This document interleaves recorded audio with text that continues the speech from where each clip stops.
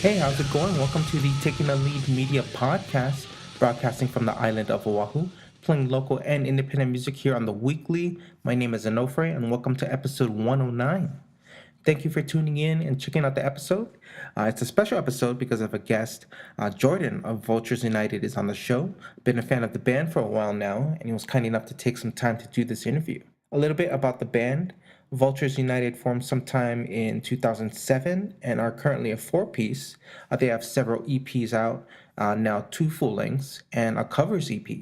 They're based in Orange County, California, and even though they're not a full-time touring band, I consider them to be very much active band. And with their new double album, I Still Feel Cold, 30 songs, I hope they get to play all the songs live at least once. And this album be slamming. Check it out through the band on Bandcamp or through Red Flag Records. The album has been out for more than a month now, originally released on September 22nd. So we pretty much hit the ground running on this chat.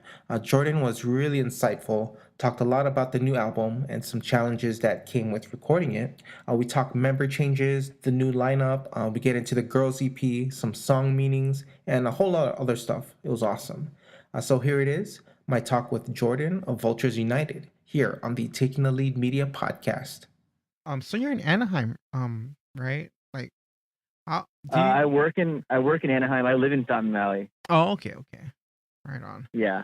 It's Anaheim's the only kind of place where I think I've been there once, and I was able to go check out the a show at the Chain Reaction, and Oh yeah. and I've only seen that place like on TV on the online, so it was a big deal when I went. Like, oh man. Yeah. It was in the 2000s. I would say Oh, okay. like early 2000s. It's kind of lost steam now. Yeah. But yeah, it was pretty big before. It was like people talked about it like it was like CBGBs or like places like that. I know. Yeah, that's how I looked at it as. Yeah, and maybe for a minute it was, but definitely I don't think it is now. Oh. I haven't been there in years. And But it's still open, right? it's still open, and I think they have a new owner. The last thing I heard is they got a beer and like a bar license, I guess.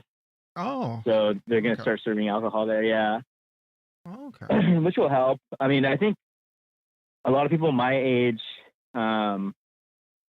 might have negative like feelings to the place because a lot of people my age, when we started bands, that was the place you could play Yeah. if you sold like 100 tickets at $20. Oh, Like wow. Oh, okay. yeah, it was just ridiculous. So like as we got older and our bands got better, we like realized like, hey, that was a ripoff. Like, why do we do that? Oh, wow. But on the other hand, they had some promoters there that were like really cool. Like we played with like Some Girls a couple of times there and Painted Black and like some really good bands Oh, nice. where we didn't have to sell tickets. So I guess it kind of depends who like was working there at the time. But I mean, I remember it just got to a point where in my band everyone was just like, we're not playing Chain Reaction anymore. Ah. And then I didn't argue it. I was like, okay, like it was just like. And then once you hit a certain age, like for us, just certain venues, like your friends don't want to go to, and I was like one of them. And a lot of it has had to do, I bet, with like alcohol not being served, and I see. it's just in a weird part of Orange County that's like inconvenient to get to. So I think that was like another part of it. Oh, okay. So we just stopped, playing there and or like going there. So I see. Let me tell you, when I yeah. went there, parking wasn't a problem. Yeah, they that was have the great best thing for parking. yeah. I didn't have to search. Yeah, that's true. That was the best part. I was like, all right. Who'd you see there? Um, Do you remember? yes, I do. It's actually a band that was from Hawaii that relocated in California. So it was a band called National Product. Oh Um, yeah, yeah. yeah, you know those guys, or you know the band? I don't know them, but I know of them. Yeah, Oh, right on. And it was another yeah. band called The Silence, and they went through a number of singers, but the first singer left, and then he was in another band. It was on the Epitaph label too. Um, let's see, Ghost. It had the word Ghost in it, I think. And another Oh band yeah. called Dead Letter Diary. Oh I okay. guess they're just another local band there, but Yeah. I was on spring break, so I went to go visit my friend in Irvine, and I told him about the show, and we just went. And then I think Warp Tour. We stopped by Warp Tour in Vegas that year too. So Oh, that's cool. yeah. So how's the response to the new album? Came out in almost a month already, right? Um, Yeah, September 22nd it came out. It's been good so far. I yeah. mean, um, the week it came out, I got a lot of like texts from friends and stuff like that, like just saying like, oh, the record's really good. It's like really different, Nice, nice. and it's nice when people kind of get what you're going for, because sometimes we'll do things and think, oh, I don't know if anyone's gonna be into this, and Yeah. kind of make the decision like, who cares, like we're doing it for ourselves anyway, so it's Right. always like a plus. Like I think when we finished this one, we were like stoked. We're just like, this is what we wanted, like this is what we aimed to do and did it, and the rest is a plus. If someone else, if someone like likes it or someone buys it, it's all a plus, because we already feel like mission accomplished. Nice, So nice. and we're in a position where we don't live off our band, so Ah, we don't have that desperation that like we need people to like it. It's like, if they don't like it, they don't like it, whatever. But it's nice. Like, it's nice when people do. It like, it validates the time you spent and stuff. I mean, we make the songs like it scratches an itch for ourselves, but ultimately when bands make music, it's for other people to hear. So yeah. it's just good. It's good to know that like other people are like, oh, this is cool, I like this, and like spend their hard-earned money on buying it. That's huge, especially nowadays, because not a lot of people buy music, not like they used to. So Yeah, that's true. That's true. yeah. The record stores are like just one, two, or three. On the island, there's probably only a couple like mom and pop Yeah, record stores.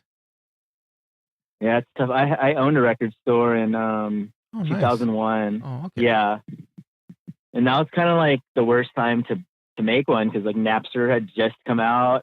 Oh, yes. It was, Oh, yeah, damn. it was brutal. Oh, But I learned a lot, and I like ended up getting other jobs because I had that record store. But yeah. it was just a little Y- bit heartbreaking. But I mean, it was fun. Like I had like I like made friends there that I'm friends with. So Yeah. now like two of those guys were like best men at my wedding. So Oh, nice. Do you still but have the yeah, store or is no, I no? wish. Oh, okay. I was like, I think I was 19 or 20 when I started it. So Oh, I wow. was pretty young. Yeah. Yeah, and um, it was doing pretty good, and we had, if we could have kept doing what we planned on doing, I think it would have been successful. But we were basically like an independent record store, mainly had a lot of punk records and stuff. We had some hip hop and stuff like that, but mostly punk, Oh, okay. and like that kind of stuff. And we would have in stores, and those went over really well. Like we would make good money every night. We had people there watching bands, because Oh, after the band they nice. just buy the records. Yeah, so it was cool. And I Yeah. remember thinking like, oh, this is gonna work. And then one day the city came down on us like, you need to get this permit, and it costs Oh, this much, and it was just crazy. Like yeah. um and after the in-store stopped, it made it very difficult to like get people in the store because it like the attitude at that time was like, oh, I can get music for free, like even like punk records or whatever. Yeah, So that's oh man. and now it's kind of like it's edged off a little bit because now people don't want to get like some people. There's I definitely have friends who are like, I mean, there's dudes in our bands who are like will grab records online before they even come out, and they're like fiends. They're like, I don't even know what sites you get that off of anymore, but they do that stuff. But I feel like it's way less than it used to be. Like I think some people just wait for it to come out on iTunes or they buy it. And what I've noticed is most of my friends that still listen to like punk and stuff like that, a lot of them just don't even buy anything. They have Spotify accounts, you know, and they just have them. They add it to their Spotify and they're good, you know, like yeah. so that's kind of like how we accepted that like before the record came out. Because there's a lot of talk like, should we put this out? It's a double album. Everyone was like, don't do it. Like every single person like behind the scenes was like, don't do that. And we were just kind of like, well, we want to, you know, like Like we just did.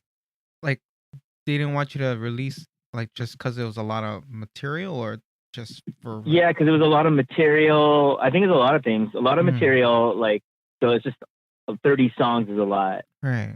And it is a lot. Yeah. So we were just kind of like, yeah, but that was, you know, it was our goal. Like we wanted to do that. Yes. And they're not like 30. It's not like 30 songs.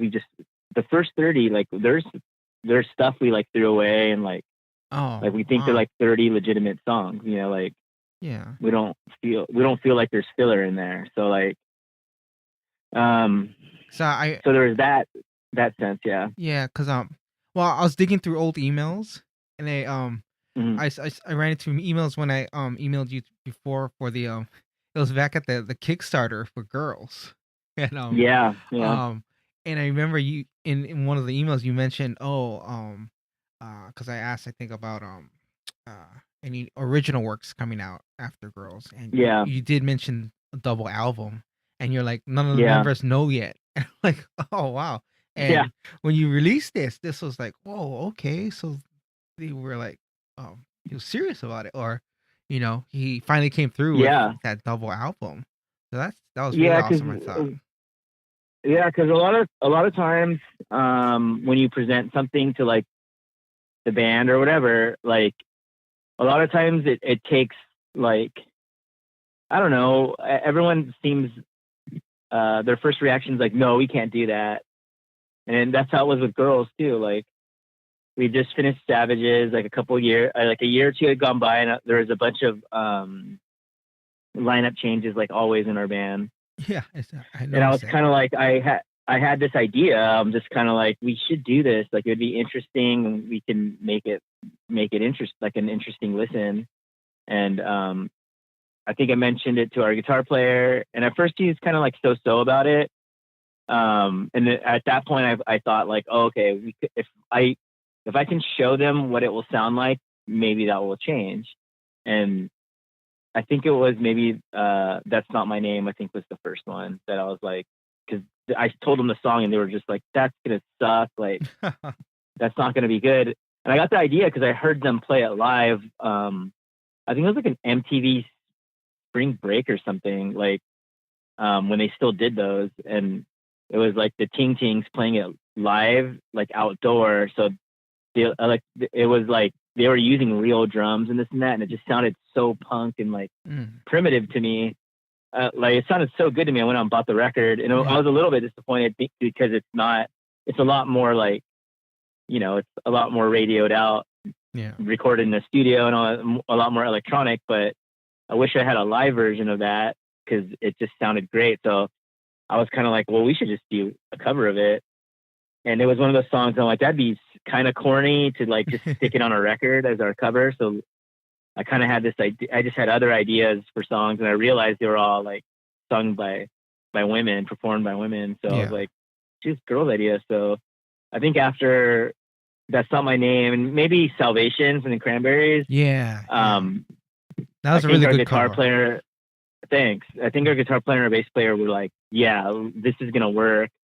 And that whole time we picked the songs and did all that. Everyone was in, and I think except the drummer, he always kind of like second-handed. He just kind of like a lot of backhanded comments about the songs and stuff. So we were just kind of like, whatever, just okay, But like a little bit after that record came out, he I think I can't even remember what exactly happened, but I think I kicked him out. I was the only person I've ever kicked out of this band, but it was for other things. Yeah. Okay.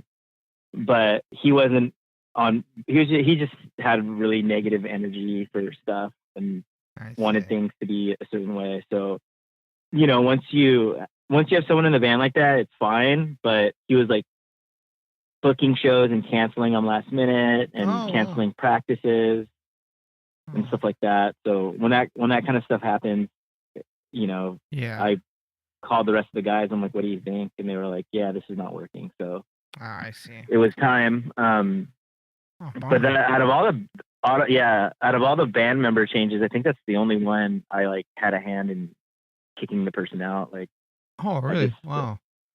Oh, that's yeah, tough, it's hard for me to do that because being in a band, you're like a little gang or like a little family or something. Yeah. And the biggest thing that I like value is that people put time into it. The money's one thing, but the time is like huge for me. Yeah.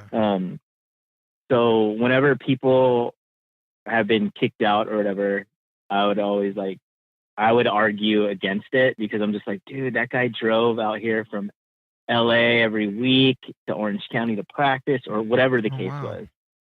Yeah. And I just wasn't into it, but I kind of like step back from it because, if I try to keep someone, it's like, you kind of have to pick your battles. Like you could have one person upset and then have the problem fixed, or you can have two people upset and then maybe the band will cease to exist, so so sometimes you just have to take a step back and let things happen. But I did a lot of that, while the band was going.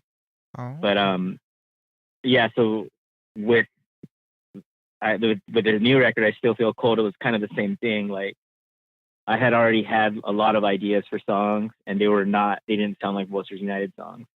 So was that on the adult side? Yeah, it was like the adulthood side, and I was just kind of like, yeah, it's gonna be a hard sell. And one of the reasons why we did Girls, another reason why I wanted to do Girls is because I did kind of want to change the sound of the band in a progressive way, and I wasn't sure we could do it. Like I didn't know if I could do it. I wasn't sure if the rest of the guys were up for it or I didn't know if we were good enough to do it. Yeah. It was like a lot of things. So with Girls, we recorded a lot differently than we normally do.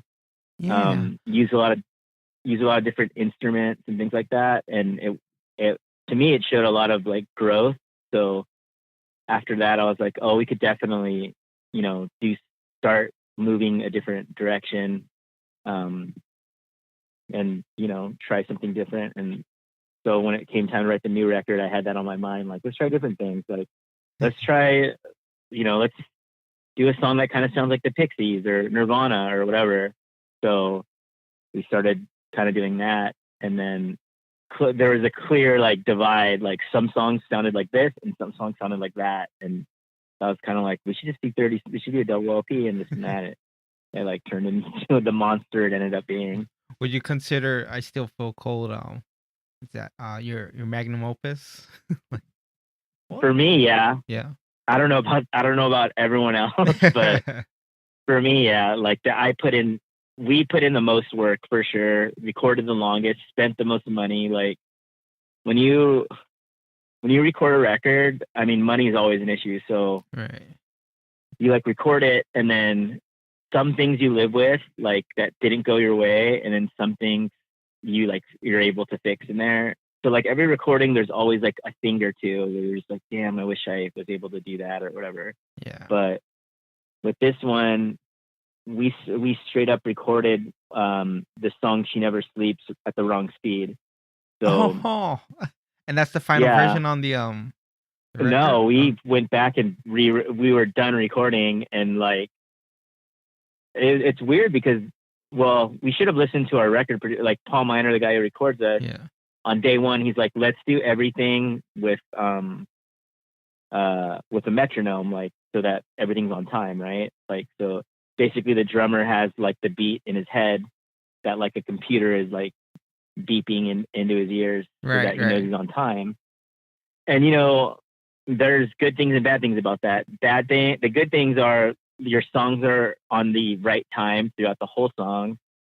But the bad thing is, you know, people say that it sounds robotic or, you know, it's not natural because the drummers, you know, whatever. And then when you use a metronome, the producer can he can edit problems easier because everything's perfect, you know, so he can like cut things out, pop things in and this and that, which is, you know, when a producer recommends that, everyone's first thought is negative, like, oh, he just wants to like cheat, you know.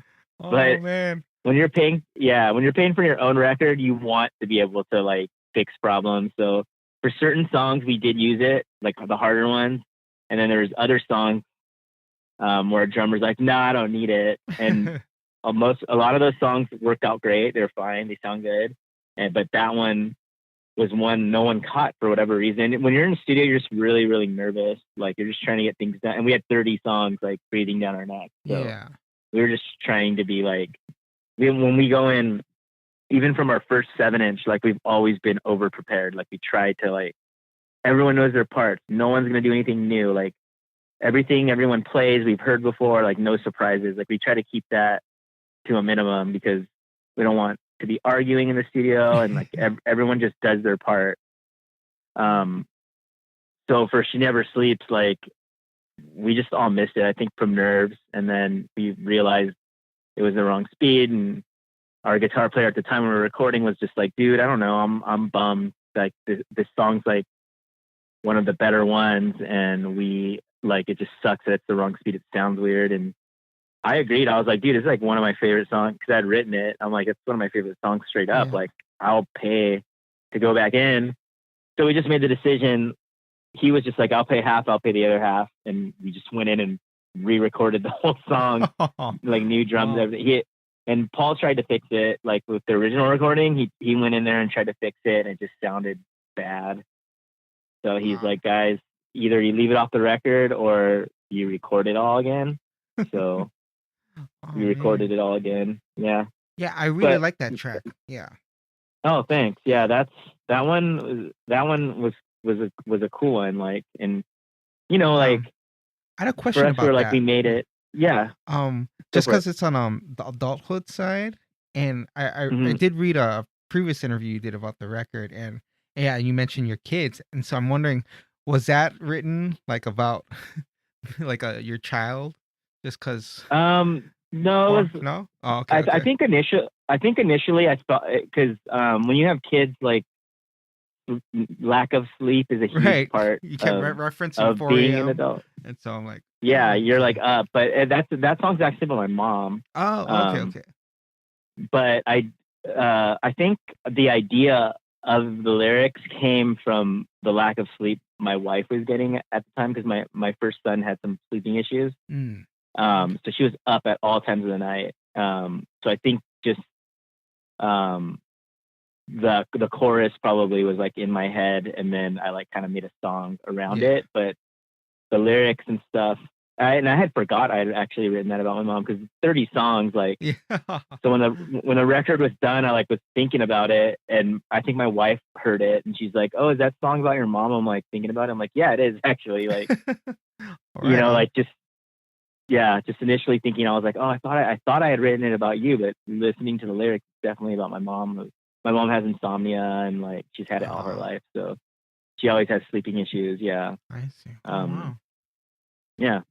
Yeah, because the adulthood side, it when I first heard memory loss, and then the second side, it was you could hear the significant change in the type of songwriting. Like it, I would hear it overall. It kind of slowed down, and I'm trying to figure Yeah. out, oh, is this a reflection of adulthood? Like you're just kind of settling down, and all the Yeah. aggressiveness is kind of fading out. But then it shows maturity in the craft too. So I thought that was really Yeah. really good. Yeah, that's cool. That's exactly. You're the first person who's caught that. Like I haven't Okay, I right. haven't really. People have asked me, and I just don't say it. I don't know why, but that's what it is. Is that adulthood? You settle down a little bit, you mature, and like you Yeah. just tighten up the bolt. Um, and memory loss is like it's kind of like a loss of youth. That's a big part of it. Right. And Yeah. And that's all the heavier, and faster stuff too.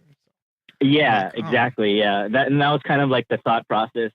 The record was supposed to be called something else initially, and that was always how it was called. And then at the end, the record was done, and I was just like, you know what, I don't want to call it that anymore, because it really didn't have meaning. It was like 30 songs, and we hadn't really figured out a track listing. We knew there was a slower side and a faster side, but we didn't know if we were gonna mix them or not. That was like the big argument within the band. Like some people are like, all the best songs should be on the first side, and all the not as good songs should be on the second side or the second part. yeah.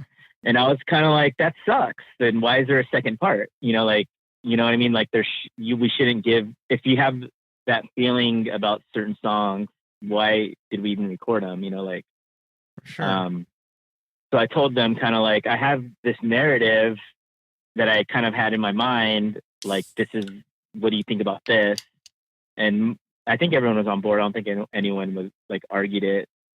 When we try to do band things, I kind of see what everyone wants to do, and then if I feel like maybe it's not the right choice, I'll like pipe up and like suggest something else and see how that goes. And that was just one of those occasions where I'm like, let's see what everyone wants to do. And another thing is when someone doesn't have a strong opinion about something in the band, like that's difficult for me because I want someone to have a strong opinion. Like if it's not me, I want someone else to. And no one really had a strong opinion about the track listing. They're just kind of like, maybe we should do this, maybe we should do that. And I wanted to hear someone go, it should be like this and it should be like that. And no one wanted to do that. So I'm like, I'll be the one then. Now it's kind of like it should be like this, like because it has this narrative. And then that's when we had the idea, like let's subtitle the parts of the album. And I kept thinking of Smashing Pumpkins, Melancholy and the Infinite Sadness. Yes. I'm pretty sure they're subtitled. And I was just like, that's rad. Like we should do that. And luckily everyone in the band at that time and now are like pretty open-minded to listen to everything. Where I'd say girls line up, and before that wasn't the case. We had some closed-minded people in the band at that time, but from girls and on, or I'd say past girls and on, there's been people who are just like listen to everything, like weird shit, and that's kind of like where we were headed. So that was like a big part of finding people for the band is like, and I put in a Craigslist ad and put the weirdest shit, and we got the best response. Like Really? So everyone that's how you told me, got the new members through Craigslist? yeah, the current members right now, the guitar player, I know I went to school with his brother, and he's been in bands forever. Yeah. He was in a band called Media Blitz. That was really cool. And we had played shows with them when they were just kids in high school. And then he's in a band called Skullcrack now. That's like just a rad crossover metal hardcore band. Nice. And I'd see them at practice and stuff. And he's just always, all those dudes are just all friendly. And I always had a special place for all of them because they're from Fountain Valley. They're a Fountain Valley band. Nice. So I'm always like, that's rad. Those guys are like punks from Fountain Valley. That's cool. Like, and when our guitar player left, we didn't have a bass player. It was just me and the drummer. We kind of made a decision. The record was done. It was ready to go. Oh wow. And we were just kind of like, do we keep this going or do we stop? Yeah. Because I was kind of like done with it because I'm just like I had told people that like my brother and just people close to me that if our guitar player ever quit or left, I'm done. Like I didn't want to keep going. Yeah. And our drummer Andres kind of like was really into, passionate about playing music and stuff like that, and he was just kind of like, let's do this, like let's keep going, let's find guys, let's like find the right guys, like let's not just grab whoever, and let's keep this going. So I thought we asked quite a few people like that we thought would be a good fit, and a lot of them were too busy, or some of them didn't want to for whatever reason. So I remember thinking like, oh, I know, like Eddie had mentioned to me on more than one occasion, if we ever needed help, like a fill-in or something, he would totally be down. So I think I messaged him through Facebook, and I was just like, hey, this and that, and he was in. He's just like, yeah, dude. He's just like, January. I think I hit him up in November last year, and my son was about to be born, my second son. So, or he had been born, I can't remember. And I was just like, yeah, I have this newborn baby, so I'm gonna just chill till January. But in January, you want to, join and see how it goes. And he was like, yeah. So that put pressure on Andreas and I to find a bass player. Before we didn't tell Eddie we didn't have a bass player, because we wanted to sweeten the pot as much as we could. But I think when January rolled by, we told him we don't have a bass player. We didn't find one. And he was like, that's fine. He's like, I want to learn the songs without a bass player right now. So I think we went 2 months without a bass player, just practicing, learning the song, learning a set. And then he fit in really good, and just everything changed. Everyone was happy and just stoked. And I was kind of like, what do you think? And he's like, yeah, let's find a bass player. Like, so it turned into like all three of us. And we asked a few people and tried out a few people, and they were good. And some of them were good, or some of them had the right attitude and stuff, but maybe not the skill. So we wanted to just be, we were kind of like, we don't, like, this band's so easy to be in. We practice once a week. We don't tour. Like, everything's kind of really planned out for us. Like, there's no big surprises. It's not a big money hole. Like, we try to not spend money stupidly. Like, so, we're just like, we should find someone who's like stoked on that. And we put in a Craigslist ad against a lot of people's advice, and it went really well. I just thought, like, I need to filter people out. Like, yeah. So I just put in the weirdest shit I listened to, and it worked. It like brought in the right, like, literally we had choices, and I think all of the guys we thought like that it came down to, all of them would have worked, but the one we did go with, Brian, was like 100% perfect. Like, nice, right attitude, like right kind. He's just such a kind person, and funny and cool, and likes weird shit. The band, I think it was Self Defense Family, is the band that he was like, dude, when I saw Self Defense Family, I was like, I need to be in this band. And I was like, oh my God, I knew no one would know that band, like, not from around here. And that was the one that hooked them in. Where other people were like, oh, I like Piss Jeans, or I like Black Flag, which is like an easy one. But for him, it was like Self Defense Family. Yeah, dude, I love that band. And yeah, it's worked out great with him. Oh, that's good. So yeah, that's how we got him. Nice. I gotta ask though, like, the I don't know. Yeah, I'm still balancing out which side I like better, because both sides are so good. Oh, thanks, man. That's really cool. Yeah, but after listening to the last track, and now for my next trick, yeah, my initial thought after hearing that, I don't know if I thought of Murder City Devils, and their live album, the RIP, their last track on that is Grace That Saves. I don't know if you've heard that track, but at the end of that one, Spencer Moody kind of goes on loop with his words. This is a love letter, and so he kind of that he goes on that like on repeat. Like, I don't know if the last minute of the song he's just said, "This is a love letter," and so when you're going, "This is the end," I'm like, well, I can interpret that different ways, but that there's no connection. Is there any connection between that and that Murder City Devils track, or am I just thinking? Well, for sure, thinking too for much sure, into it? I heard that and was like, "That's rad."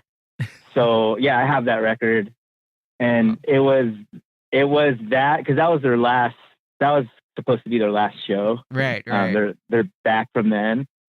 But yeah, it was when I wrote that song. That song's kind of about like being in a band and kind of like the life of the band. And at that point, I was pretty much, I think I was done. Like, I think in my mind, I was like, this is it's going to be this record and it's finished.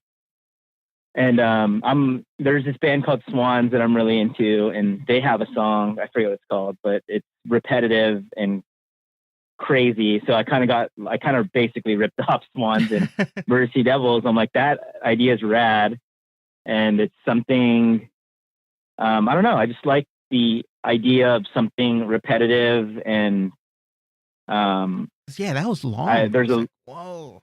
Oh yeah, it's a 12-minute song. Yeah. I just wanted something where I could like where the band can put in different sounds and stuff. Yeah.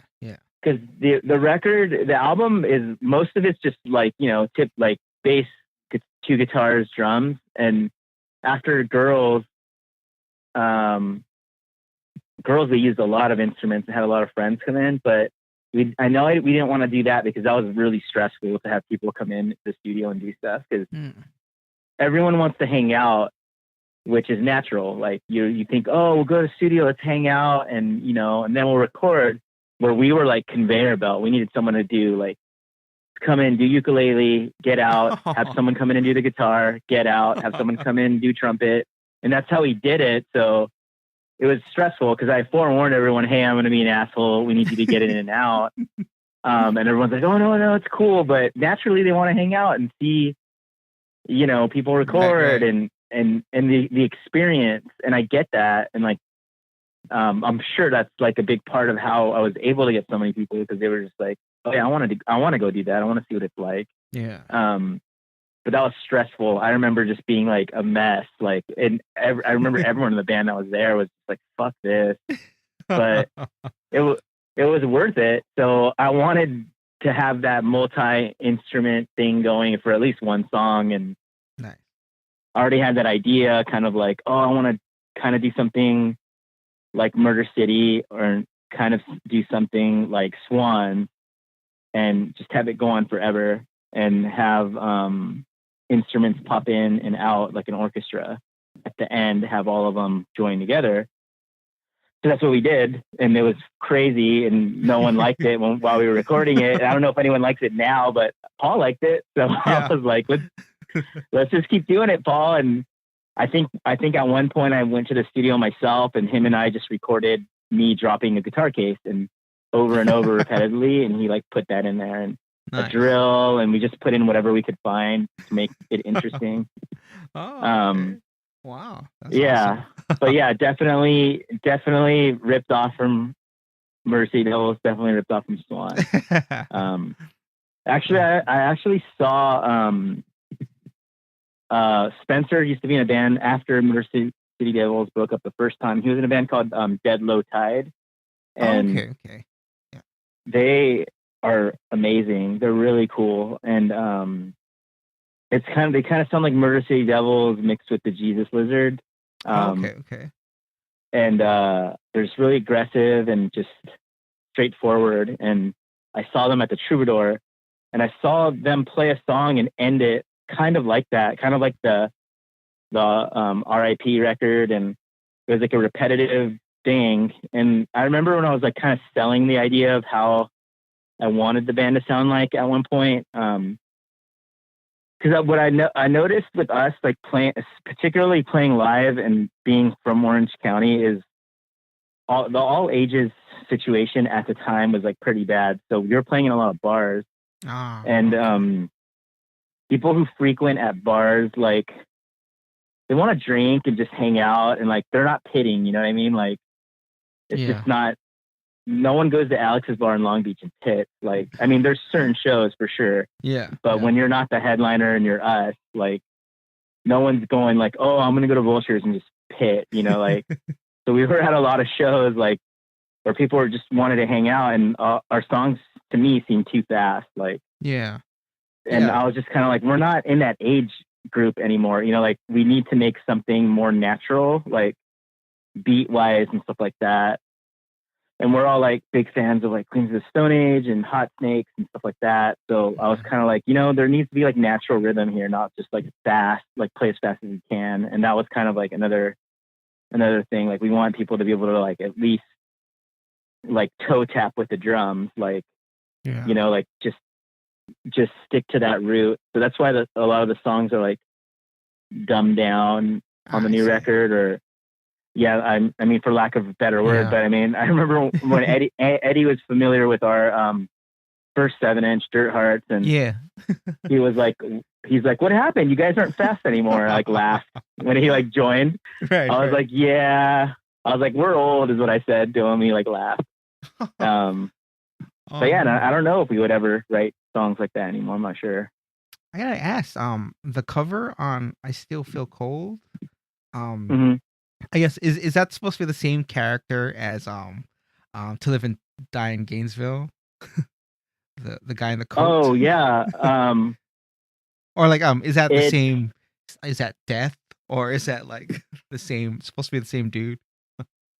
Well, and actually, and I still so Gainesville, that girl is actually the one in the hood. So the girl, she's in the hood, and it's not supposed to be the same character, but that would be cool if it was.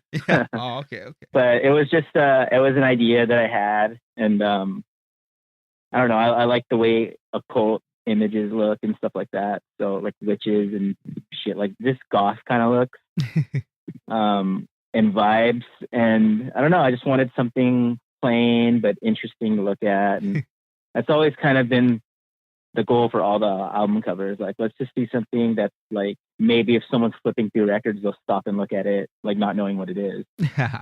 and not knowing what it is and not knowing what kind of music it is. That's always been a big thing. Like we like try to have an image that's like genre-ish, like, or genre-less, like, so you don't know what it is unless you're familiar with the band.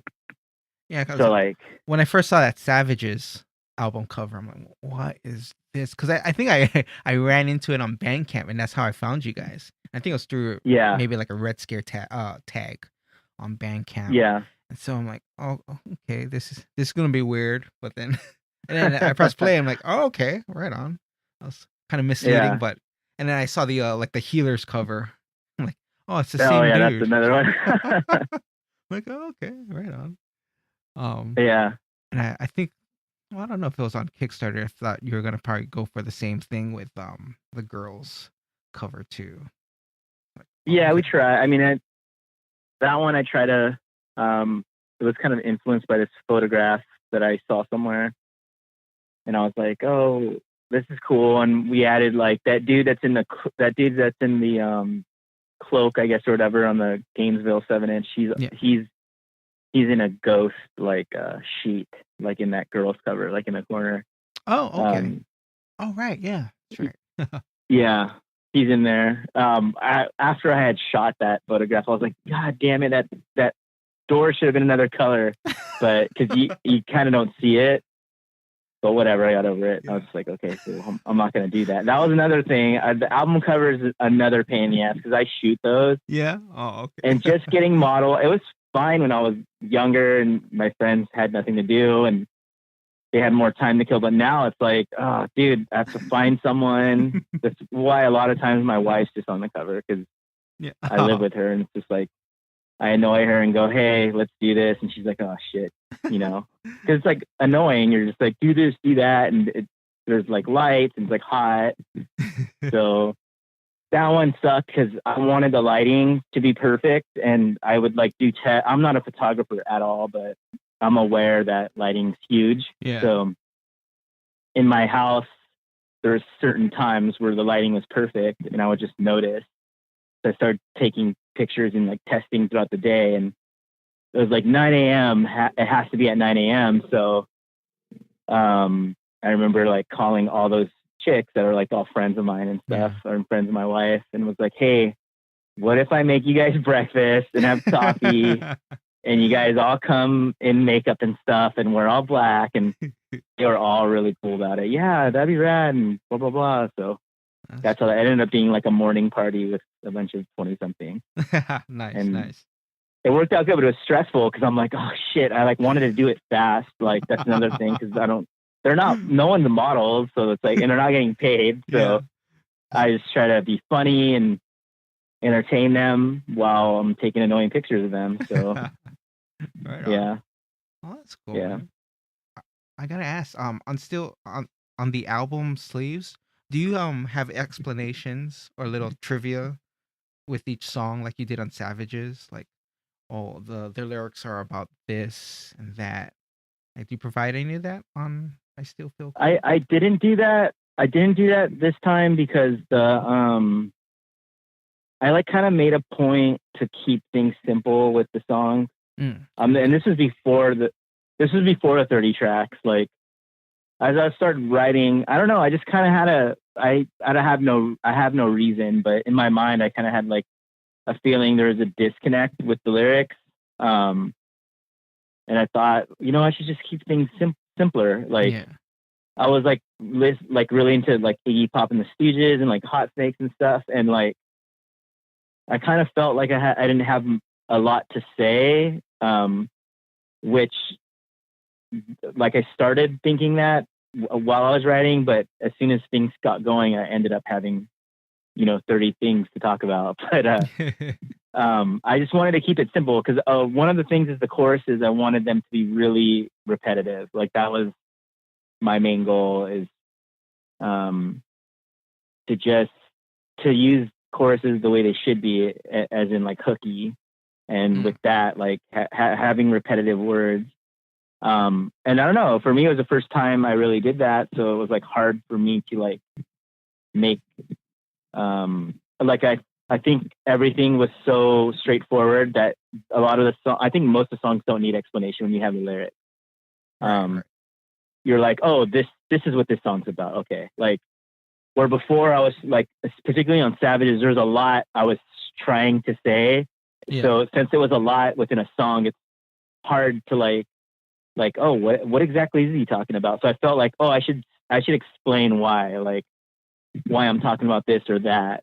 Yeah. And in this, like, I don't think there's like, there's not anything as like, I think in Savages, there's a song where I'm talking about how people are like losing their homes because of the banking crisis and all like crazy stuff, which at the time was kind of crazy in Orange County. Like I remember just driving through neighborhoods and like houses were all being like sold off and auctioned. Like people are losing their houses left and right.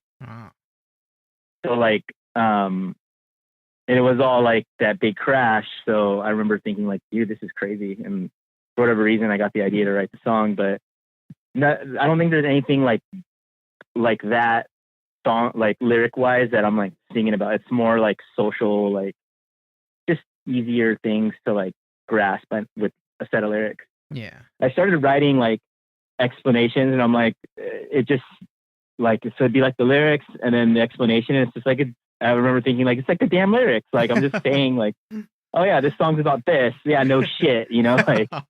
So right on. I got over that. I'm like, I was just kind of like, I'm not gonna do this because, and then I'm all or nothing. What I should have done, now that I'm thinking about it, is for the songs that maybe didn't explain, maybe I should have did it for that, but I don't know. Like I said, I'm all or nothing. So I was kind of like, no, I'm not gonna do that now. Right on. Right. So. Yeah, but I mean, if you read the lyrics, you'll know exactly what I don't think there's anything where you're like, what the hell? Maybe a couple songs, but most of them you're like, oh yeah, he's talking about this or whatever. Yeah. I view that as kind of like it's kind of more like a bonus for me as a listener. It's kind of like the DVD commentary. Like, oh, okay. Yeah. More trivia, more input. It's like, okay. Kind of clarify. Damn, dude, you're making me regret not doing that. I'll just text you and say, what does this mean? Well, I kept, what I was thinking, I was like, you know what, people don't buy physical copies, and I don't post the lyrics online. So maybe that's I don't know, which is not, that's kind of a bullshit statement, because next week we're gonna start posting lyrics with like an image, but it doesn't have explanations or anything, but That was Okay. another. It's just a graphic just to remind people like this record's out, and Ah. yeah. So like we're gonna do 30 of those, like for each song. Oh, There's nice, like a nice. picture that represents it, and then like the lyrics. So, but I mean, even doing those, I'm like, God, I don't even know if these lyrics are worth posting. There's like 4 lines. Like a lot of them are really just very straight to the point, and I don't know if that's good or bad, but that's what the goal was. So No, it's worth it, man. yeah, Someone's out there gonna read it. Like, okay, cool, man. I gotta yeah. ask though, too. Tiger Lily, what's that song about then?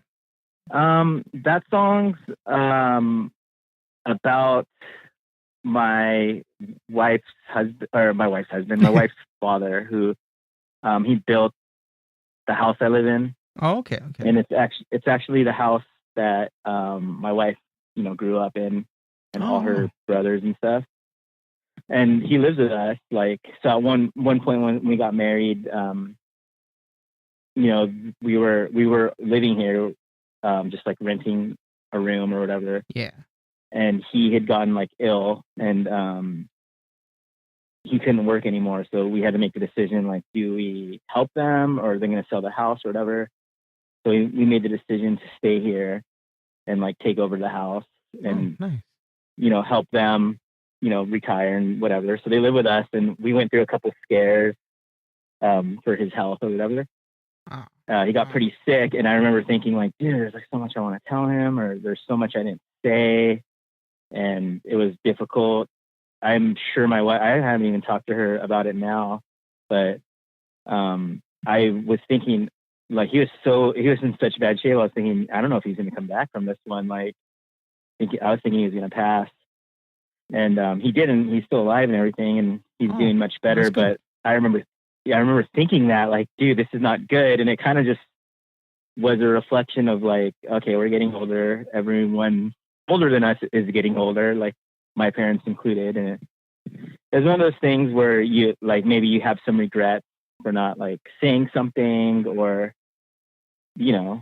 you just, when people pass away, you're just like, oh, I should have told him that, or I should have done this. And that was one of those situations. I think at the time when I wrote it, it wasn't clear if he was going to be okay or not, like, so that's kind of what that song's about. Oh, okay. About him and kind of feeling sad for my wife because it's her father. Yeah. Well, I had to ask on that one because that's another track I like on that side too. Oh, thanks. Yeah, Yeah. that's cool. That one was really, I think that was one of the songs we released early, and I didn't want to do it. I was afraid to. Yeah. I was just kind of like, I don't know, dude. It's really different. Like, but the label, Black Numbers, was like, dude, it's my favorite song, Yeah.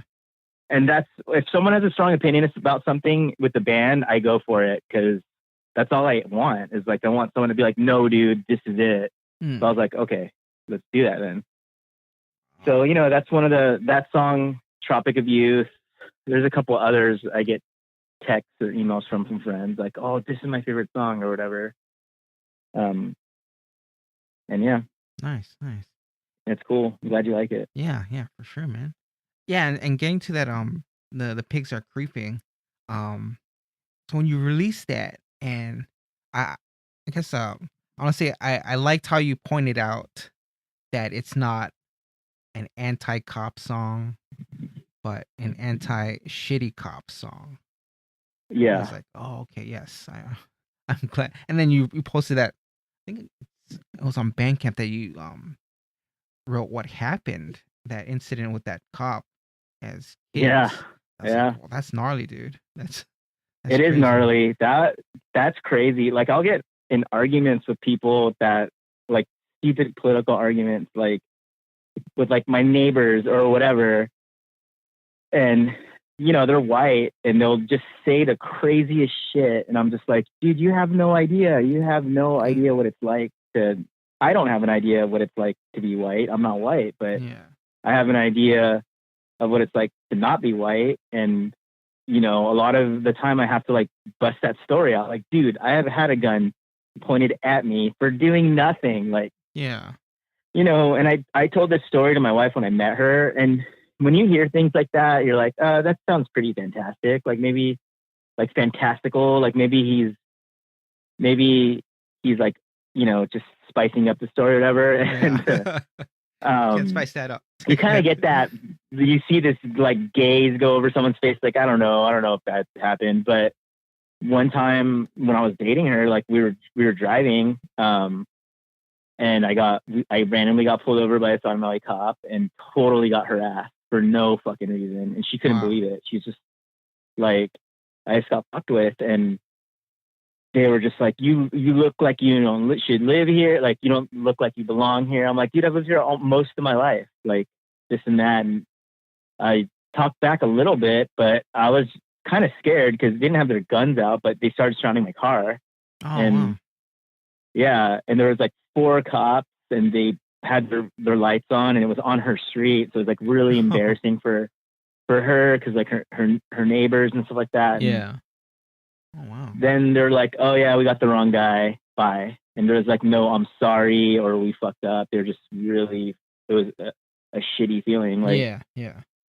Oh, and, you know, she got a little taste of that, and she was just like, oh, my God, like, I cannot believe that just happened. And I'm like, yeah, I'm not saying that happens to me every day. It doesn't. But every now and then that kind of shit happens. Yeah. And it like, you know, so when I hear about, you know, Black people being treated like that, I can't even imagine. Like, I know it's worse. Like, I don't, you know what I mean? I know it's worse for them every day. Like, I have friends that are Black. They're like, dude, I go shopping and I get followed, like in the mall and shit like that. Like, oh, wow. That's terrible. Like, yeah, that's like, that's, and those are little things, you know, like that's just like everyday shit.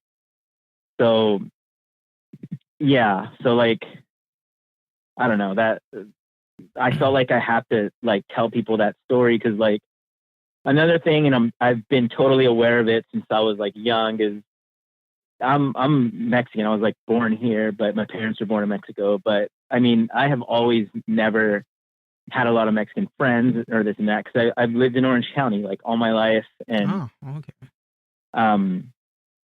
and Orange County definitely has Mexican areas, like Santa Ana is a huge one, and Garden Grove, whatever. But I grew up in Westminster, and then I think by the time I was in 2nd grade, I was living in Sun Valley. That's like predominantly white. Yeah. So all my friends were white, and I was, I think like probably by like middle school, I was pretty into like rap and hip hop and stuff, because my older brother was pretty much a gangbanger. So like I liked everything he liked. And then, you know, once like I heard Green Day and stuff, I was like, what the fuck is that? I'm into that. And I just abandoned all that and was like, got into punk, and, you know, stopped being a hoodlum. I was like just a lot cooler person to be around, I'm sure. Before I was just a little shit, like causing trouble. Right on. Green Day. Yeah, so my friends, so my friends changed, you know, and I was just different. And all the other, you know, there's Mexicans at my school. They fucking hated me. They just thought I was like a poser. Or they think I was whitewashed, and I didn't give a shit about that. I was just kind of like, oh, I don't care. Like, I don't like this shit you like. I don't dress the way you get, you know, whatever. It's crazy, yeah. So it's like, you know, and I'm sure some of my neighbors and stuff think like, you don't know, you're not really Mexican, like, 'cause they like, treat me that way. Oh man, I'm just like, what the fuck, like, yeah. I'm like, you're crazy. I mean, I don't go as far as telling them like that story, because I just kind of don't give a shit what they think, but it does like blow my mind, because a lot of people think that like, oh well, how do you know, or you know what I mean? And you never know someone's story, you know, like, you never know what people have gone through. So like that's what I've always, for a long time I grew up with, like, oh, you know, fuck cops. It doesn't matter if you want to be a cop, you're a piece of shit. There's no way you could be a decent human. Yeah. And you know, as I've gotten older and matured and stuff, I met cops. Some people I went to high school with are cops, and I still talk to them, and they're fine. They're like totally good people. And you just realize you grew up a little bit, and you're like, you know, the problem isn't that they're cops. The problem is that they're cops that are like shitty assholes, even when they're not cops. Like, they're just racist dickheads or whatever. Yeah. You know? So the whole like, oh, all cops are bastards kind of thing, it's just ridiculous. It's a ridiculous notion, but I think most of them are, or a lot of them are, you know, like, I think it does take a certain type of person to be a police officer. And I have friends who are police officers that are like, dude, I fucking hate everyone I work with. They're all racist dickheads. like Uh-huh. this is a cop telling me that, and I'm just like, yeah, and so it's like it's just unrealistic to be like every cop's a bad person. It's not real. Like, and I have friends who are like total punk. They listen to more music than some of my closer friends are like still involved in their cops. So Yeah.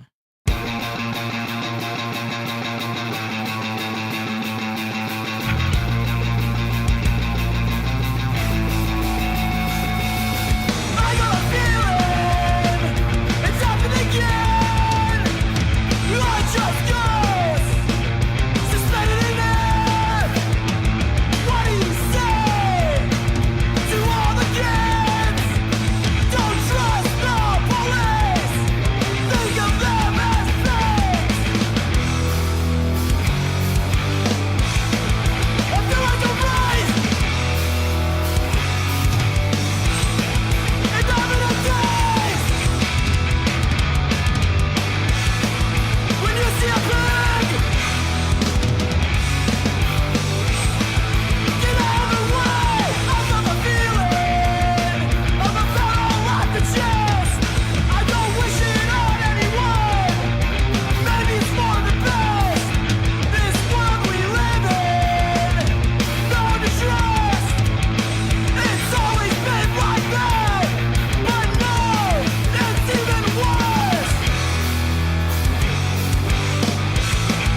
I feel like a race, and I'm in a daze. When you see a pig, get out of the way.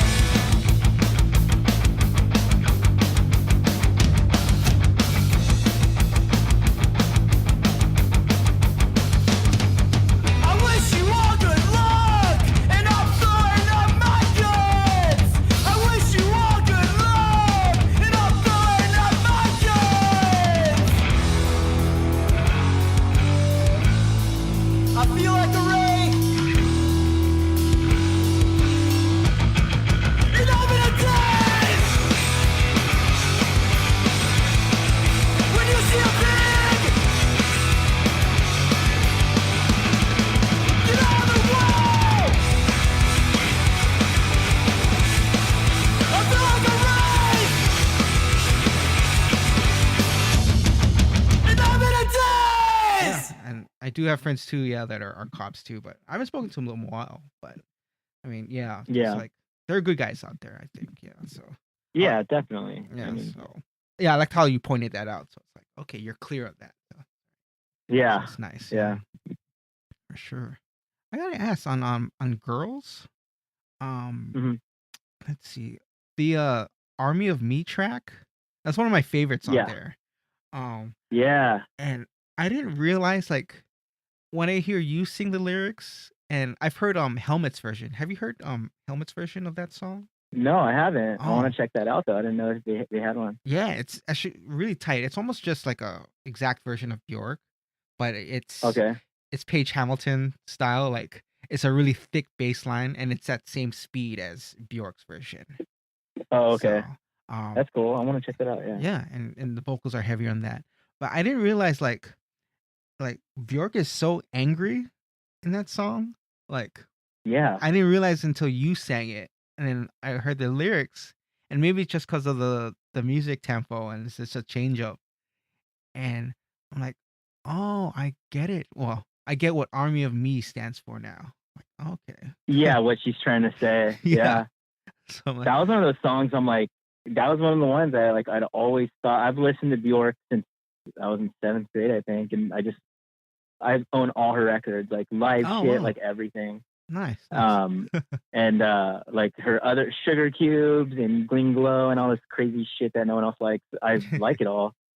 The Army of Me, I think if it wasn't that song, it was It's So Quiet song that Spike Jonze directed the video for. It was one of those that it must have been the first song I heard, but Army of Me always stuck out to me. Like I heard a prominent bass line and I'm like, this could be a punk song, like this could be a hardcore song. Yeah. And I make notes for all these stupid things for the band and stuff, and it was, cover songs was always stuff I liked, and I realized a lot of them were sang by girls, so I was like, or women, and I was like, this could be something, I Yeah. don't think we're gonna do a cover song for a while though. Everyone is pretty burnt out on it. Right on.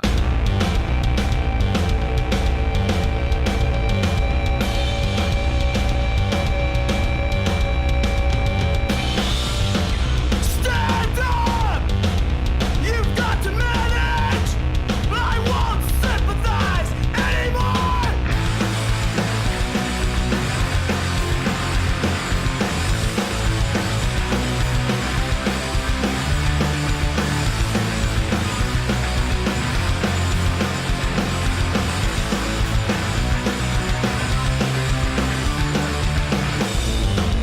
You're alright! There's nothing wrong! Self-sufficient, please, and get to work! You're alright! There's nothing wrong! Self-sufficient, please, and get to work!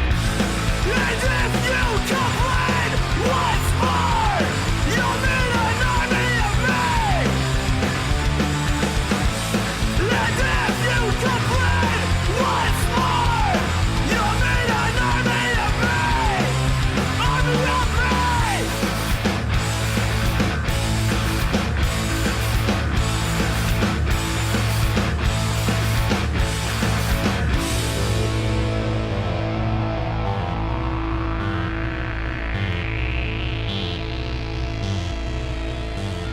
You're on your own now! We won't save you! Your rescue squad is doing some to go!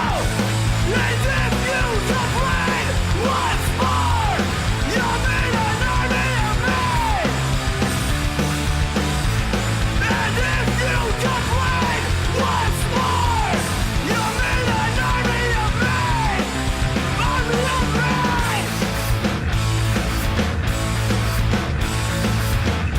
And the He Needs Me, that I really love that one too.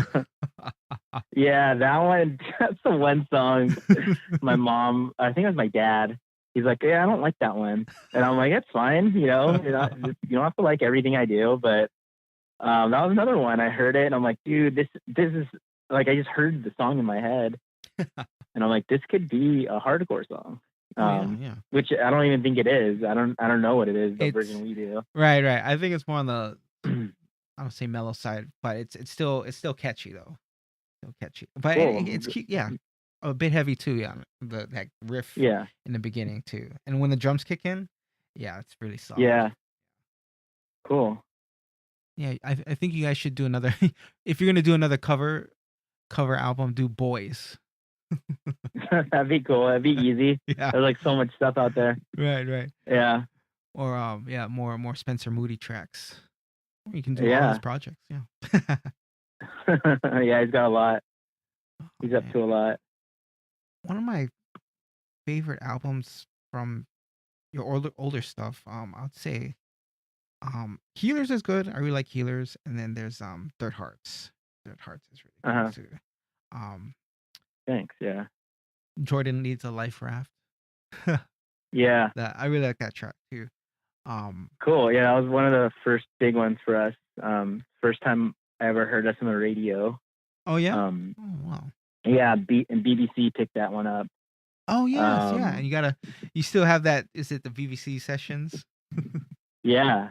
BBC picked it up and then offered us to go out to England and do a session, and we kind of booked a tour around that, Right. and it went good. Yeah, it was early on. We only had a 7-inch out, I think, Oh and wow. yeah, it was cool. Yeah, I remember you posted about that. that was when, Yeah. Oh, go yeah, ahead. it was, yeah, it was years ago. I mean, it was when the band started, so it was crazy. Like I remember everyone in the band was just like, shit, we don't know anyone that's ever done this. Like personally, like we don't know anyone who's been overseas, or we don't know anyone who's done a BBC session, and we don't know anyone who's been on the radio. Like it was cool. We're just like, wow, okay.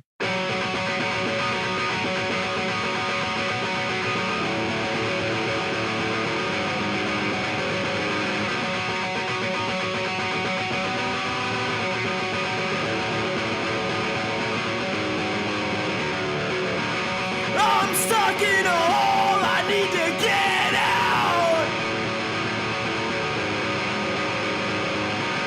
Anyone gonna lend a hand? In a hole, in a hole, in a hole, in a hole.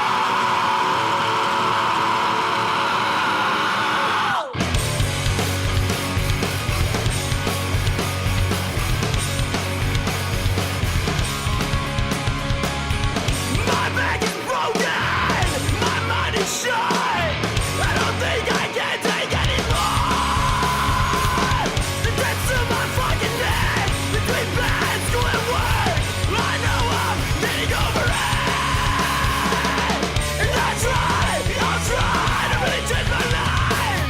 And I'll die to really make things right. And I'll get those things that we really want. And I'll try, and I'll stop, and finally grow up. Yeah!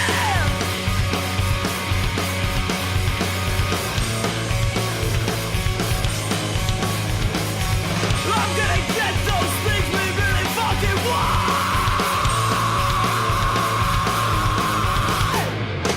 If this is life, then I'll take it. I need to do what I need to do it. For my family, for my girl, for my friends, for myself. And I'll try to really change my life. And I'll die to really make things right. And I'll get those things that we really want. And I'll try, and I'll stop, and finally grow up. Yeah. Before that, did you guys do any big like U.S. tours? No, we've never done a U.S. tour. We've seen more of England than the U.S. No way! Um, Wow. Yeah, it's crazy. It's actually total bullshit. I mean, we should, but we haven't. It's mainly me. I mean, everyone else is down, and I'm down, but I just can't. Like, Mm. I have a house and car payments and children, and it's just being in a band is like there's no money. And I'm aware of some pretty big successful bands, and these dudes struggle. I mean, they don't make shit, and that's one of the things we talked about pretty early on in the band. We were getting, I think when we got back from England, we were getting a lot of offers from management companies and booking agencies and record labels, and it was really cool.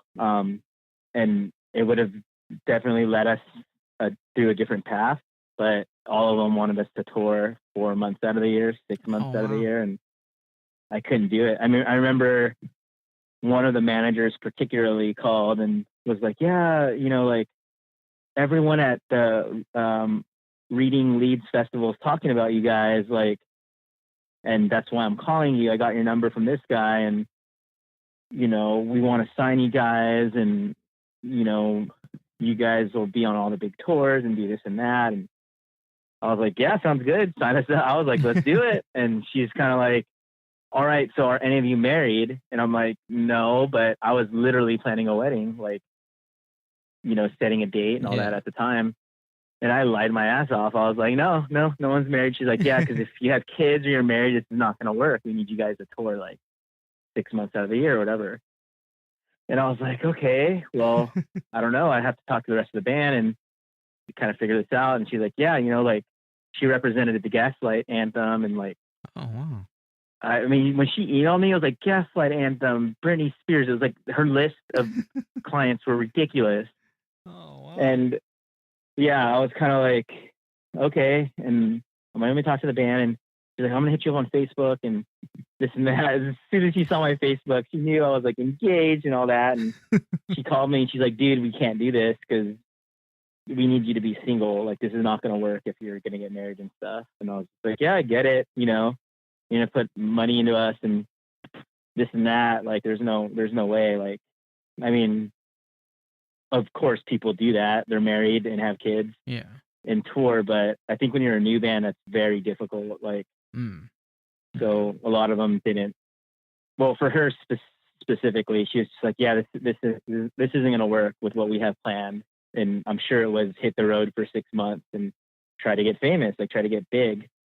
Not even big. I mean, I think they just wanted you to be a touring band. I mean, they make 15% of whatever you do, Yeah. so they just want you to sell merch, sell tickets, and because that's how they make money. So, which is fine. I have no problem with that, but we just weren't ready for that. It sucked. I remember some of the guys in the band was pissed off, and I was just like, yeah, go start another band or do whatever. Like, I can't do this. Oh, And yeah, you're that's not tough, gonna. man. I mean, yeah, it just didn't work. So we've been hit up about that a couple of times, and it has sucked every time because you're just like, ugh. But then, I see some certain dudes that I know that are in rad bands, and they're looking for a job when they're not on tour, or they have a shitty living situation, don't have Yeah. cars and stuff like that. So it's kind of something we made a decision about early on and kind of stuck by it because it's all we can do, really. So Yeah. But you guys are like fest regulars too, right? And we went to a bunch of them. Well, not a bunch. I think we did like 3 in a row, yeah. or maybe 2 in a row. Skip the year, but we want to do one maybe next year. I've never been. How Yeah, are it'd be cool to those? go back. What's that? I've never been to a fest in Gainesville. How's that? That's the one to go to. Yeah. Riot Fest is very cool, and all of them, I'm sure the other ones are cool, but the fest is amazing, and it mainly has to do with the way the city of Gainesville just planned out. Yeah. Everything. Is that a big it's city? just Like from what I've seen, it looks like, because then they're always mentioning like, oh, you got to get rooms here because this one is out, or like when we're it's not a big city at all. It's No? a small college town, and the way they work it is the idea of it was to do because it's all based around this main street, and this main street has bars and venues all around it. I don't know what the hell they do the rest of the year, but at the fest it works out great because Yeah. there's literally like 12 or 13 venues you can walk to, and they're all different sizes.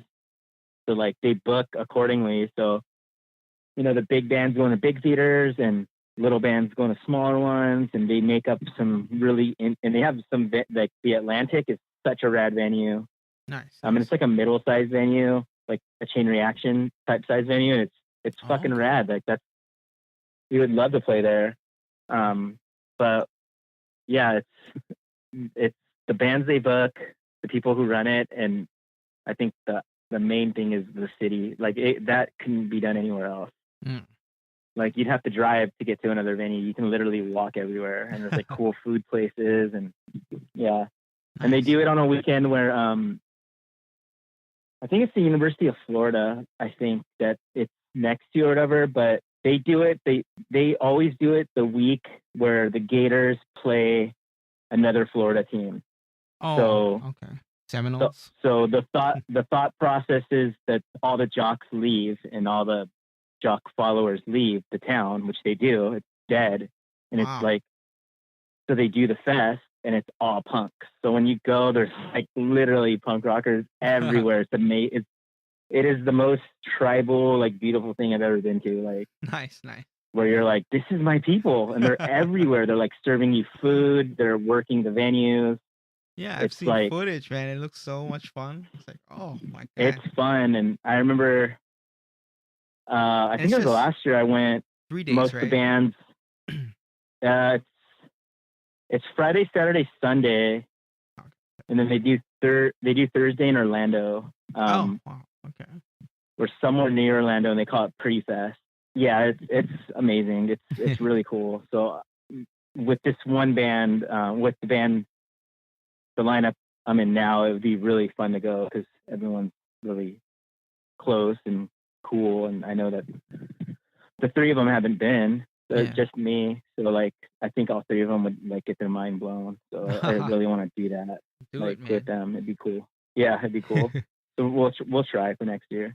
Right on. Yeah, and you guys need to come down to Hawaii too and play for the Oh, I'd people love here. to. I saw that Culture Reviews did that, and I was like so jealous. I was like, dude, they're playing on Hawaii. What the fuck? Like, I don't even know how you go about that, but Yeah, it seems cool. sure, man. And if you need any filler guitarist or bassist, I want to refer myself to you guys. Oh, right on. You play? Yeah, a little bit, yeah. But I'll learn That's cool. any songs, all your songs if I need to. Right on. Good to know. Yeah, right on. Cool, man. I want to ask too about uh Great for the Fireflies. Yeah. Yeah, I remember you wrote, you said it's probably on your website, a spookier version of Vultures United. Yeah. And was that your first band? That was my second band. My first band was a pop punk band called Cloud9. Oh, But that was my second band, and we just changed into Vultures at the time. do you guys Yeah, we re-record had, any of the Firefly songs as a Vultures no, song? but No. at one point, some of the dudes wanted to, like, down the road. They're like, "Yeah, we should do like a bonus, whatever," and we record them. And I was like, "Yeah," and we just never got it. Now no one is from that band, so who gives a shit? But at the time, it was something. I mean, I didn't want to do that. I didn't want to look back and do Yeah. those. I mean, I heard it recently. I'm like, it's not as bad as I thought, but it's cool. I mean, my wife was in that band, so that was Yeah. rad, Oh, you know? okay. So, yeah, there's things I hear on it where I'm like, damn, okay. Like, I didn't know we were that evolved, you know? And there's some things where I'm just like, damn, that's not that good. I would not have done that now. So, it's just one of those things. When I see things like that, listen to things like that, I'm like, damn, that's like, I think about Minor Threat and bands like that, where that was like their first band or second band. I'm just like, geez, they're so good. Like, makes me appreciate, you know, Minor Threat and like Youth of Today and like all those bands that started really in Descendant and stuff like that. Right.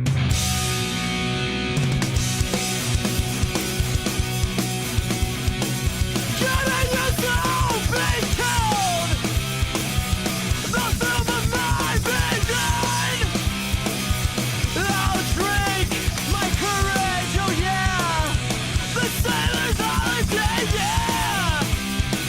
Black tie party, killed by the stage of the end. Scrawled in blood letters, black tie party, killed by the stage of the end. Scrawled in blood letters.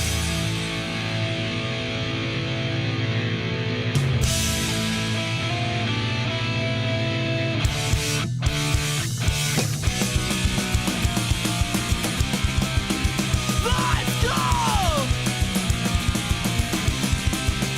Let's fucking go!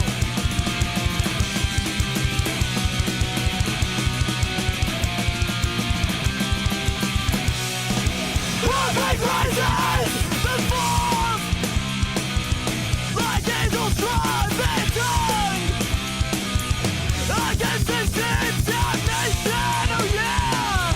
I'm taking up black tie party, killed by the stage of the end. Scrawled in blood letter, black tie party, killed by the stage of the end. Scrawled in blood letters.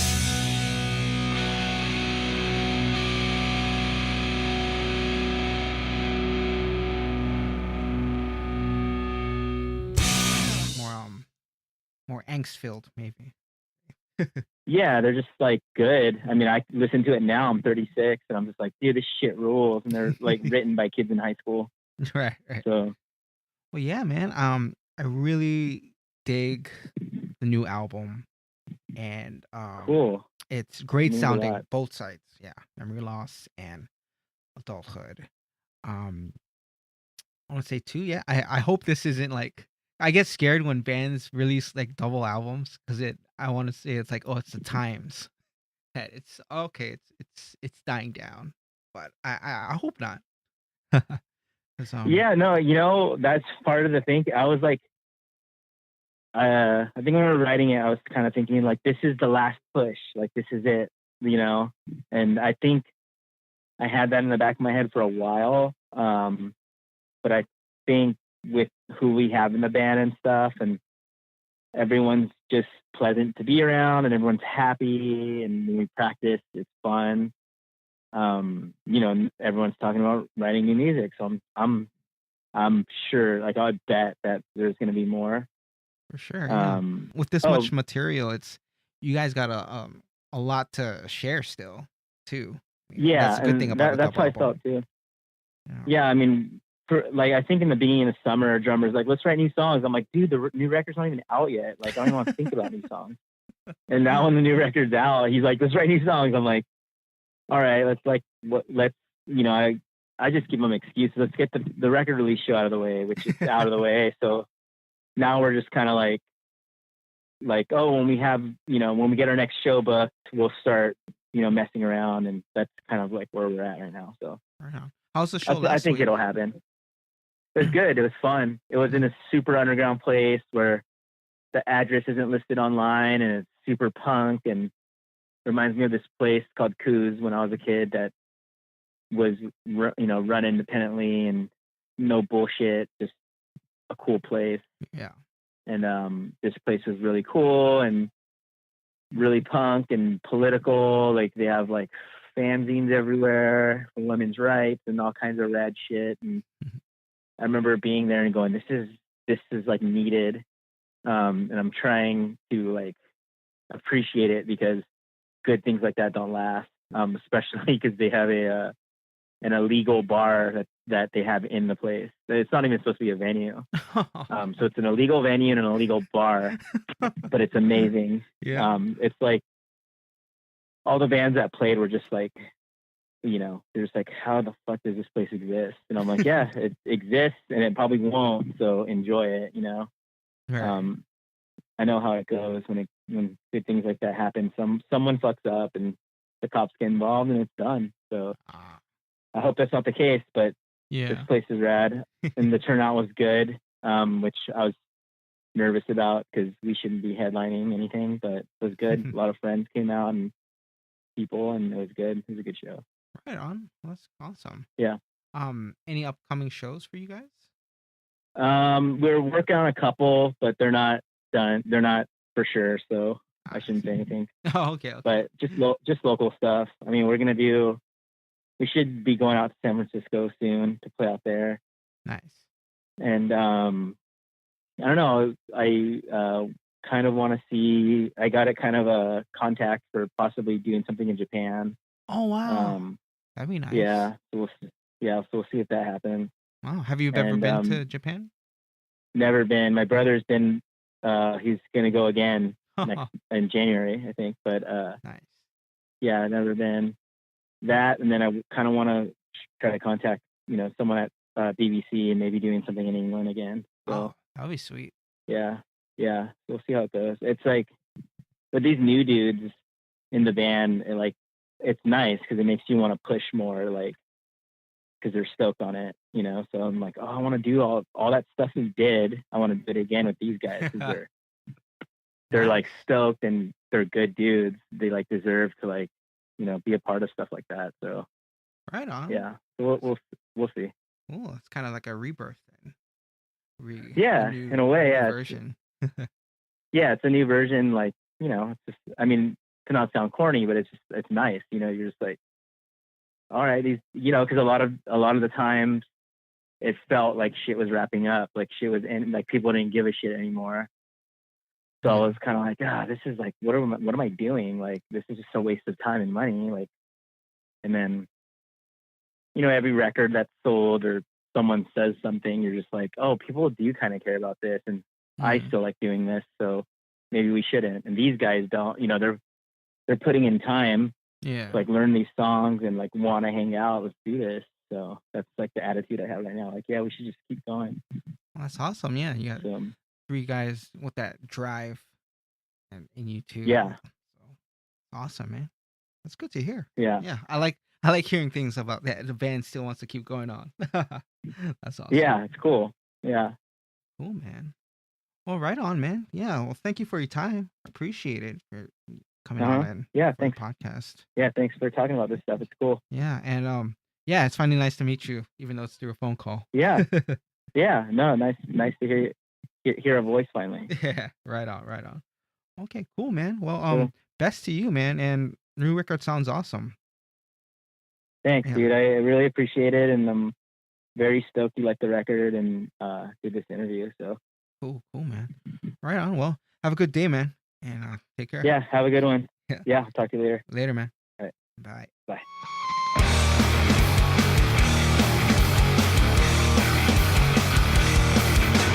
Gotta break myself up, cancer in my head. Gotta stop the testing or I'm gonna be dead. Carcinogens, carcinogens, carcinogens, carcinogens.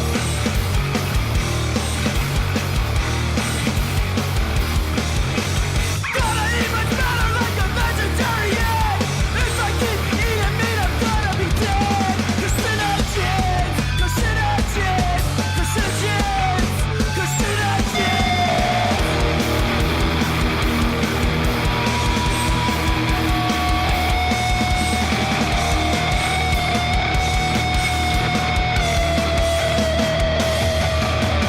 Gotta drink more water, gotta clear my head. All this diet coke's gonna make me dead. Carcinogens, carcinogens, carcinogens, carcinogens.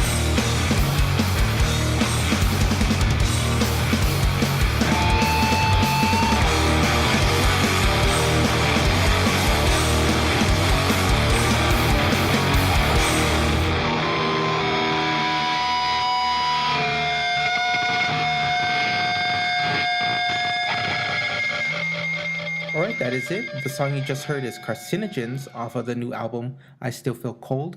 It's a two-parter, so that song is on the memory loss side, and the other side being adulthood. Again, much thanks to Jordan for being on the show and for your time.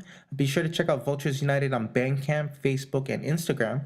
Their website is still up also, vulturesunited.com. You can check out archives there. I Still Feel Cold is the new album, 30 songs on CD, cassette, and vinyl format. Check it out from them or through Red Flag Records. And do check out the show notes on this episode for the track listing and timestamps on the songs that were featured on the show. That information is also up on this podcast website, takingtheleadmedia.com. You can also stream past episodes on there too and read up on my on and off ramblings. This is an Apple podcast, so be sure to check it out on iTunes. It's also on YouTube, search Taking the Lead Media, and on Tumblr at oneshotsideshow.tumblr.com. If you got the time, do me a favor, please rate and review this podcast on iTunes. 1 star, 5 stars, you choose. And any feedback would go towards improving the show. I'd be very much grateful for that. Also, hit that subscribe button if you haven't already. And do tell a friend about the show. They might just hear their new favorite band on a future episode. Hit me up on Twitter at TTLM Podcast with any comments, questions, music recommendations, submissions, or just to say hi. Love the interaction. You may also direct all of that, along with any general correspondence, to my email, takingtheleadmedia@gmail.com. All right, next week is Halloween already. I'll be releasing a sort of a Halloween-themed horror-type playlist next week, Tuesday. So be sure to tune in and check that out. It'll be a good one. Until then, my name is Onofre, and I'll be signing off until the next Taking the Lead Media podcast. Thanks for listening. This constant pressure raises all my antagonism. So much I can't control it. You praise His grace and taking me. Your broken love. So much I can't control it.